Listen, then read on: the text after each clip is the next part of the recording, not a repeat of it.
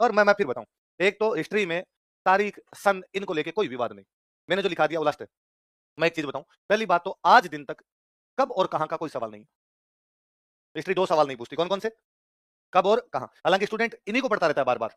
वो मेरे से दो ही सवाल पूछेगा, सर ये कब हुआ और ये जगह। इस बार तो जब प्री वाली वैकेंसी आ गई तो मुझे डेली इनका सामना करना पड़ता, सर जिले नहीं बन गए, सर तो लोकेशन चेंज हो गई। मैं उनको बता रहा लोकेशन का क्वेश्चन कौन पूछता है। फिर भी स्टूडेंट को लगता है कि सर को याद नहीं है।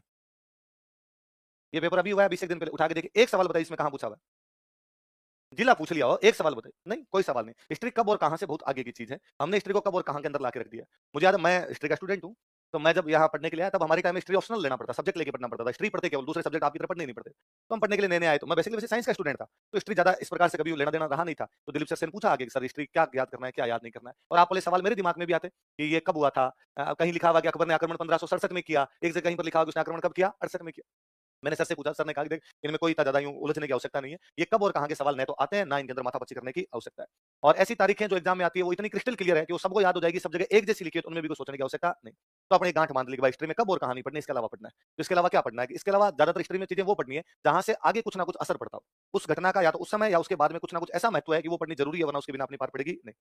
भाई यूं होने को तो बापा रावल और अल्लट के बीच में भी 10 राजा है, अल्लट के जयतर सिंह के बीच में 5 राजा है, जयतर सिंह और रतन सिंह के बीच में कोई 5 राजा होंगे, आपके रतन सिंह और हमीर तो चलो आगे आ गया, हमीर और लाखा के बीच में कोई 2-4 राजा बने होंगे, हम नहीं पढ़ रहे क्योंकि हमारा उद्देश्य राजाओं की वंशावली याद करना।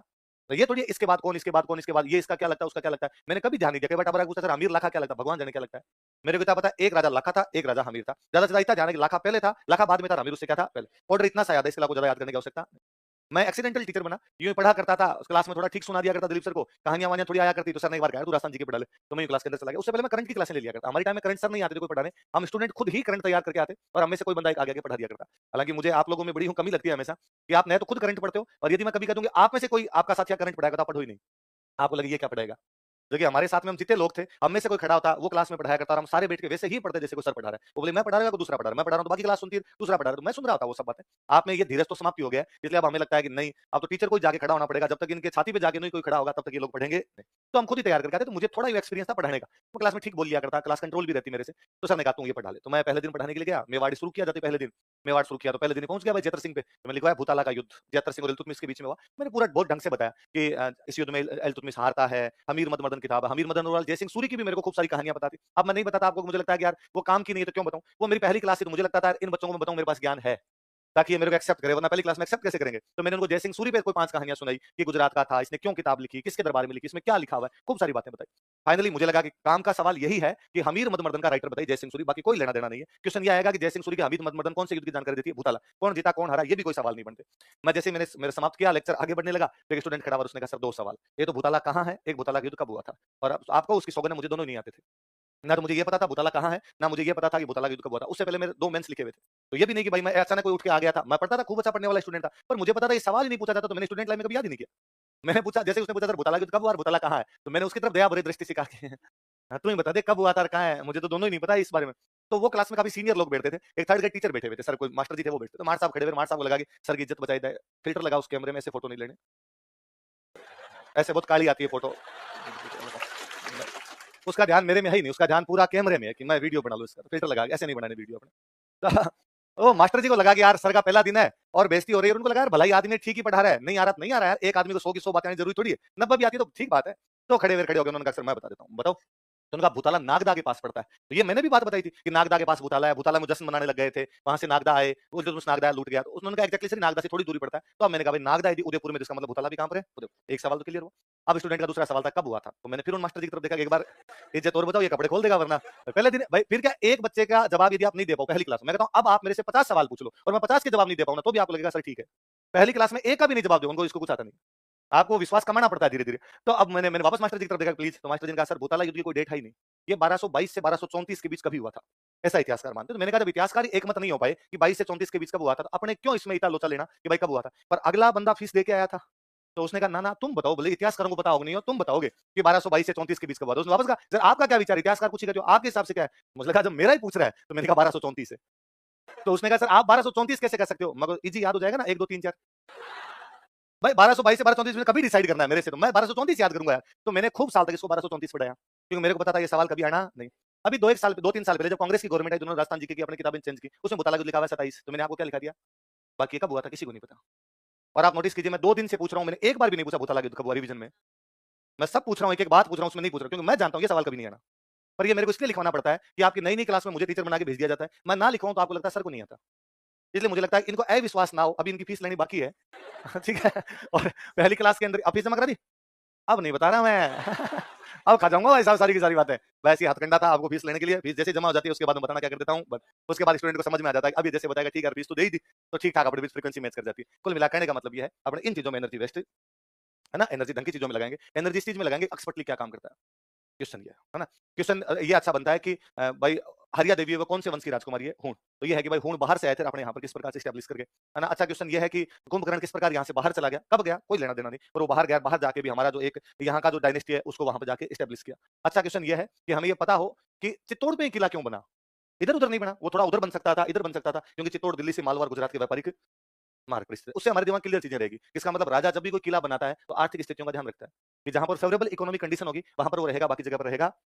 आई बात समझ में? अब मैं लिखवाऊंगा, अब क्या मैं तो 10-12 साल हो गए पढ़ाते-पढ़ाते, एक जैसी चीजें याद होगी, मैं आपको सारे सन भी लिखवाऊंगा, मैं सारे जिले भी आपको लिखवाऊंगा। आजकल तो नए वाले भी मैं लिखवा ही देता हूँ, या नए वाले में चला गया तो वो भी मैं लिखवा दूंगा, याद नहीं करना। हालांकि मेरे कितना भी कहने के बावजूद आप याद करोगे, है ना? और याद हो ही जाते हैं वैसे भी, धीरे-धीरे अपने आप में याद हो जाते हैं। पर इन पे एनर्जी नहीं लगाएंगे कि भाई एनर्जी लगाने की चीज़ें दूसरी है, ठीक है? रो के अंदर अपने पढ़ रहे हैं, कोई चीज़ छोड़नी नहीं। ये भी नहीं कि हम जबरदस्ती छोड़ रहे हैं कि सन आ गया अब तो मैं इसको पढ़ूंगा ही। लिख दिया, ऑर्डर याद रहता है। हिस्ट्री बिना ऑर्डर के कुछ नहीं। कम से कम ये तो पता चलता है ये पहले हुआ था, ये बाद में हुआ था। एकदम ही नहीं पता हो फिर हमारी ये लोचा हो जाएगा, रतन सिंह पहले था, हमीर पहले था। वो भी तो दिमाग के अंदर एक ऑर्डर तो रहना चाहिए। वो आपके दिमाग में रहने लग जाएगा, बस मोटी-मोटी बात याद रहेगी, ठीक रहेगा। फिर आपके तासे में दिमाग रहेगा 8वीं शताब्दी के आसपास की, 9वीं शताब्दी के आसपास की हो जाएगा। और इस बात में तो एकदम ही नहीं करना कि 25 अगस्त है, 26 अगस्त है। क्या फ़र्क पड़ता है? मर गया तो 26 है, 26 लिख ले। हो सकता है मैं किसी बैच में 26 बोल जाऊँ। मैंने तो इनका भी कभी लोड नहीं लिया। मेरे खूब सारे बैच में सन वाला इधर-उधर लोचा हो जाता है। किसी के अंदर 67 का 68 हो जाता है, तो मैंने कभी लोड नहीं लिया। कई बार स्टूडेंट कहता है सर आपने लिखा था 67 और अकबर ने आक्रमण किया था 68, मैं कहा 67 में रवाना हुआ था, आते-आते 68 हो गया। और सच्ची उसने एक अटैक किया था नवंबर में, वहाँ से रवाना हुआ था, यहाँ पे फरवरी में आया। तो बाद में नवंबर फरवरी में तो सन चेंज हो गया ना। तो आप कहोगे 67 में वो रवाना हुआ, तो क्या पढ़ना है? या तो 67-68 पढ़िए, या 67 पढ़िए, या 68 पढ़िए। और ऐसा एक सवाल आप मुझे नहीं दिखा सकते जिसमें अगले ने ये पूछ लिया होगा, अब बता 67, 68, 69, 70, अब बता इसका जवाब क्या होगा? और मैं कहता हूँ यदि पूछ भी लिया, ऐसा सवाल करने की कोई आवश्यकता नहीं, छोड़ दिया जाए। वे सवाल जो सबको आते हैं, वो हमारे सही हो जाने चाहिए। ऐसा सवाल जो किसी को नहीं आता, आपको भी नहीं आता, जिससे कोई फ़र्क पड़ता? वो मैं मेरे को याद है, मैं बहुत शुरू में जब पढ़ाने लगा, तो मैंने दिलीप सर को कहा कि सर आपने कह तो दिया, आपने मेरे पे विश्वास दिखाया, तू क्लास में चला जा। पर फिर भी मैं क्या पढ़ाऊँगा, क्या नहीं पढ़ाऊँगा? तो सर ने कहा तू तो मेरे नोट्स से मेरे से पढ़ा, मेरे नोट्स से राजस्थान जी के ये याद कर ले, ये क्लास में जाके पढ़ा दे। तो मैंने अपनी तरफ से थोड़ा सियानत लगाया और मैंने कहा नहीं सर, मैं 2-4 किताबें भी पढ़ लेता हूँ और उनसे भी अच्छी-अच्छी बातें छाँट के आप वाले नोट्स में लिखवा देता हूँ और फिर सर ऐसे नोट्स तैयार करवा देता हूँ, एक भी सवाल उन नोट्स में से कभी बाहर नहीं आएगा। तो सर ने मेरे को बहुत भली बात कही उस दिन। सर ने कहा कि देख राजवीर, यदि तू 5 रजिस्टर भरवा दे और 5 रजिस्टर भरवा के बच्चों को कहे कि इस बार 20 सवाल राजस्थान जीके के आए थे, उनमें से एक भी नोट से बाहर नहीं है। ये बहुत बुरी बात है। इसकी अपेक्षा रजिस्टर 1 भरवा, क्वेश्चन भले 15 आए 20 में से। 5 नहीं आएँगे ना, कोई बच्चा तेरा आके गला नहीं पकड़ेगा कि 5 क्यों नहीं आए, पर बच्चा 1 रजिस्टर का रिवीजन तो कर लेगा। यदि तू ही 5 भरवा गया तो 18 सब्जेक्ट है, 90 रजिस्टर होंगे, रिवीजन कब करेगा? एक चीज़ को बार-बार पढ़ लिया जाए, बनिस्बत 5 अलग-अलग चीज़ों को पढ़ने की। इसलिए मैंने आज दिन तक सर के नोट्स के अलावा राजस्थान जीके की कोई किताब नहीं पढ़ रखी। कई बार मेरे को कोई आके कहता है, "अरे सर आपकी हिस्ट्री बड़ी गजब है।" मेरे को मन ही मन शर्म आती है कि मेरी हिस्ट्री अच्छी नहीं है। मैं उतनी हिस्ट्री जानता हूँ जिससे आरपीसी का पेपर पास हो जाता है। बाकी हिस्ट्री बहुत लंबा-चौड़ा सब्जेक्ट है भाई। खाली नागदा को राजधानी बनाया, या नागदा में एक मंदिर है एकलिंग जी। इस पे लोग 500 पेज की पीएचडी लिखते हैं। नागदा का मंदिर है एकलिंग जी, इस पे लोग 500 पेज भरते हैं। मंदिर कैसा है, कब बनाया गया, कौन सा पत्थर था, क्या डिजाइन है, शिखर कैसा है, चबूतरा कैसा है, सीढ़ियां कैसी है, मूर्ति कैसी है, किधर देख रही है, बाहर मूर्तियां कैसी है, यही क्यों लगाएगी, इनका क्या कारण था। ये भी अपने आप में पीएचडी का टॉपिक है। हमें तो एक लाइन आती है। और अपने वाली इस तैयारी का एक सीधा सा फंडा है, jack of all trade master of none. Jack को थोड़ा थोड़ा सा बनना चाहिए, मास्टर किसी में भी बनना। मैं सुबह वाले बैच में किसी में हंस रहा था, सुबह वाले बैच में यूं किसी ने बच्चों ने क्वेश्चन पूछा, काफी दिन हो गए, महीना भर आपसे, ठीक जो पहले बैच चला था उसकी बात थी। तो यूं कोई बच्चे ने मेरे से कोई सवाल पूछा, ऐसा कोई सड़सठ टाइप का ऐसा कोई सवाल था, सर ये था ऐसा कोई सवाल। तो मैंने उसको कहा कि यार अभी देख, मैंने कल तेरे को बीकानेर पढ़ाया, तो उसने कहा हाँ। तो मैं इसमें बीकानेर में एक राजा लिखवाया होगा मैंने, अनूप सिंह। मैं कहा हाँ। तो देख इसमें मैंने कितनी लाइनें लिखवाई है। तो उसने कहा सर आपने इसमें 7 फैक्ट लिखवाए हैं। एक ये हुआ, एक ये हुआ, एक ये हुआ। तो मतलब अनूप सिंह के बारे में कितने फैक्ट है तेरे पास? 7। तो मैं अनूप सिंह पर पीएचडी कर रहा हूँ, मैं 700 पन्ने लिखूं। अनूप सिंह पे कोई 50 पन्नों की तो मैं सिनॉप्सिस जमा करवा के आया था। अब मैं उसको बड़ा करूंगा और कम से कम 600-700 पन्नों की पीएचडी लिखूंगा, तब जाके मेरी सबमिट होगी। इसका मतलब अनूप सिंह के बारे में 700 पेज तो मैं जानता हूं। तो तेरे को तो मैंने 7 ही लिखवाए। मैं इस बात को जानता हूं कि आरपीसी का पेपर पास करने के लिए 7 व्यक्ति चाहिए। 2 तरीके हैं, या तो मैं मेरा ज्ञान बहा दूं आपको, अनूप अनूप अनूप कर दूं और आपको लगेगा अरे यार सर तो खुद ही अनूप सिंह का अवतार है ना? और कितना कुछ आ रहा है। एक ये है कि अनूप सिंह के बारे में 7 बातें 4 मिनट में बताई, आगे चले। तेरे एग्जाम में काम आ जाएगी, सबसे अच्छी बात, है ना? तो अपने भी पढ़ते समय ना भाई आपको स्प्रिंग बोर्ड में हमारे सबसे अच्छा ये मिलेगा, हम जितने लोग पढ़ाने वाले हैं, हम पहले यहीं के स्टूडेंट थे।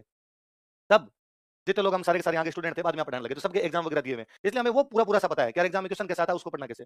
बाकी आप विजय सर इंजीनियरिंग किए हुए हैं, इंजीनियर है, सॉफ्टवेयर इंजीनियर है, इकोनॉमी का इनका क्या लेना-देना? पर मुझे लगता है भारत में सबसे अच्छी इकोनॉमी विजय सर पढ़ाते हैं। विजय सर से ऐसा इकोनॉमी कोई टीचर ही नहीं। मैं राजस्थान जी के जैसे मेरे जैसे कोई आप 100 मास्टरों से पढ़ लेंगे। आइए अपनी फ्रीक्वेंसी है कि मेरी बात आपको थोड़ी ठीक लग जाती है, किसी की बात ठीक नहीं लगी, हो सकता है किसी की बात बहुत अच्छी लग जाए, पर विजय सर से अच्छा इकोनॉमी कोई टीचर नहीं। मैं हमेशा कहता हूँ पिछले 10-12 सालों में जब से मैं पढ़ रहा हूँ और पढ़ा रहा हूँ, मैंने विजय सर से इंटेलिजेंट बंदा नहीं देखा कोई। वो सारे सब्जेक्ट आते हैं, सारे सब्जेक्ट आते हैं, सारे सब्जेक्ट पढ़ा लेते हैं। अब क्या हमारे पास बेच इतने ज्यादा हो गए, इसलिए विजय सर केवल इकोनॉमी एथिक्स पढ़ाते हैं। पहले ये विजय सर आईआर पढ़ाते थे, ये विजय सर हमारे बाद में उस टाइम टेक्नोलॉजी पढ़ा लिया करते थे, सोशियोलॉजी पढ़ा लिया करते, जो सब्जेक्ट सामने आता वो पढ़ा लिया करते। जब आपका एग्जाम, मैं कहता हूँ थोड़े दिन में आप पढ़ा लोगे। आप जब एक एग्जाम दे लेते हो तो 18 सब्जेक्ट आपने पढ़ लिए, कोई 4-5 तो ऐसे होंगे ना जो आपको बहुत अच्छे लग जाएंगे। पढ़ाने का मतलब क्या, किसी को समझाना उतना ही समझाना जितना एग्जाम में आता है। ये तो है कि नहीं भाई टेक्नोलॉजी समझानी तो आप चंद्रयान उड़ा के दिखाओ। एग्जाम में क्या-क्या क्वेश्चन आता है वो तो आप ही बता दो। बस मास्टर का इतना से काम होता है। ये बात समझे? तो थोड़ा ध्यान रखना, आपने हिस्ट्री में तो विशेष ध्यान रखना और सवाल पूछने के लिए आप पूर्णतः स्वतंत्र हो, पर सवाल